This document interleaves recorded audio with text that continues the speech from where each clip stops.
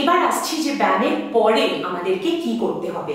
দেখুন, এটা কিন্তু আমরা সবাই জানি যে আমরা যখন ব্যায়াম করছি, ব্যায়াম করার সময় আমাদের রক্তে সুগারের মাত্রা কমতে থাকে, কিন্তু আপনাদেরকে এটাও জানতে হবে যে ব্যায়ামের অনেক ঘন্টা পরেও আমাদের রক্তে সুগারের মাত্রা কিন্তু কমতেই থাকে। তাই যে কোনো এক্সারসাইজ করার পরেই আপনি আপনার সুগারের মাত্রা কত আছে সেটা যেরকম চেক করবেন, এক্সারসাইজ কিংবা ব্যায়াম করার 2-4 ঘন্টা বাদেও আপনাকে সুগারের মাত্রা চেক করতে হবে। এক্সারসাইজ কিংবা ব্যায়াম করার পরে আপনার সুগারের মাত্রা যদি কম থাকে, তাহলে সেই সময় আপনাকে স্লো ডাইজেস্টিং কার্বোহাইড্রেট আর প্রোটিন স্ন্যাক্স খেতে হবে, যেরকম গ্রানোলা বার কিংবা দইয়ের সাথে ফল কিংবা ভুসিওলা আটার রুটি কিংবা পাউরুটি।